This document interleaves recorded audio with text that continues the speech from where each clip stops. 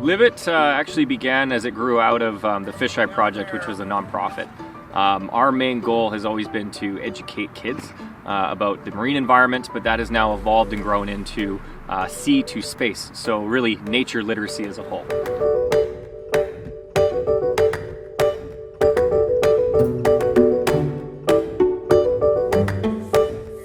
My name is Mike Irvin. I'm the CEO and co-founder of Live It. Really with Live It, what we're trying to do is we're broadcasting experts out in the field in real time, putting that back into classrooms.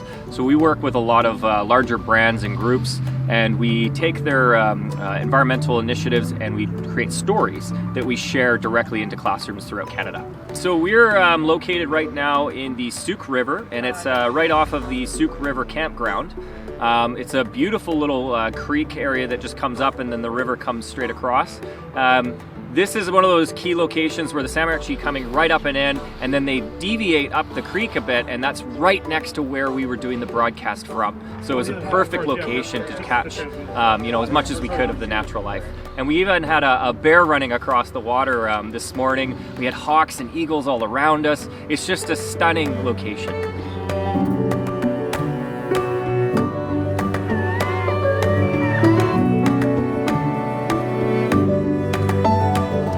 So actually what we found even in the test before we were doing the live show, we were taking the drone out and it doesn't create a lot of disturbance in the water. And because of that, the fish themselves don't seem to even be bothered by it. So we were able to get those really in tight, close shots. And that was key. So especially with salmon here, they can be very fickle, especially as there was a lot of seals that were hunting them throughout the area. So having a drone coming up in closer into them, they weren't as disturbed by that as they were by our diver. Two things that make this drone very valuable, especially to our group, is the cost.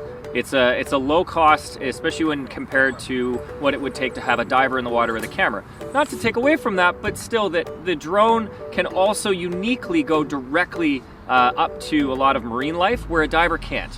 A diver would have to have a rebreather system to prevent the bubbles. As this is gliding through the water, we haven't had any bubbles or much turbulence that even comes off of it. So a lot of the marine life, they're not even disturbed by it. You can just put the drone almost within a couple feet, not even. You can get it closer up to those beautiful shots.